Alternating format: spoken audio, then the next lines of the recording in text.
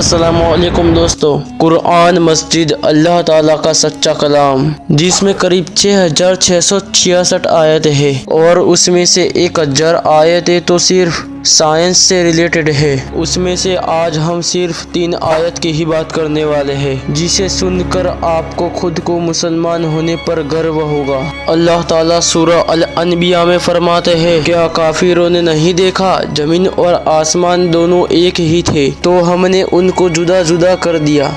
पहले तो आप ये गलत फहमी में ना रहे कि हमें जो ऊपर दिखता है वही आसमान है। चलिए मैं आपकी ये गलत फहमी दूर करता हूँ। हमें जो ऊपर सफ़ेद रंग दिखता है वह तो बादल है, और जो नीला रंग दिखता है वह आसमान, और धरती के बाहर के हिस्से को ही आसमान कहा जाता है। हमारे लफ्ज़ में कहे तो अंतरिक्ष और ब्रह्मांड। कुरान की इस आयत में अल्लाह ताला साफ साफ फरमाते हैं कि ज़मीन और आसमान सब एक ही था, फिर अल्लाह ताला ने सबको जुदा किया। यह आयत साफ साफ हमें बिग बैंग थियरी समझाती है। साल 1927 में जोसेफ लिमेंट्रे ने काफी रिसर्च के बाद कहा कि यह धरती और ब्रह्मांड सब एक ही गोले में इकट्ठा थे। फिर एक बड़ा धमाका हुआ जिससे गैलेक्सी और ग्रह बने। यह बिग बैंग थियरी तो आज हमें दुनिया बताती है, लेकिन 1400 साल पहले कौन हमें बता सकता है? तो तुम अपने रब की कौन कौन सी नेमतों को झुठलाओगे? पहले के लोग मानते थे कि चांद की रोशनी खुद की रोशनी है, लेकिन कुरान की सूरह नंबर 25 और आयत 61 में बताया गया है कि बड़ा पवित्र है, यानी कि अल्लाह, जिसने आसमान में बुर्ज बनाए और उसमें एक चिराग और चमकता हुआ चांद आलोकित किया। यहाँ पर अल्लाह ताला ने सूरज को एक चिराग कहा है और चांद को एक चमकता हुआ। आज हम सबको पता है कि चांद की रोशनी खुद की नहीं है, बल्कि सूरज की रोशनी चांद से रिफ्लेक्ट होकर धरती पर पड़ती है और चांद हमें चमकता दिखाई देता है। तो तुम अपने रब की कौन कौन सी नेमतों को झुठलाओगे?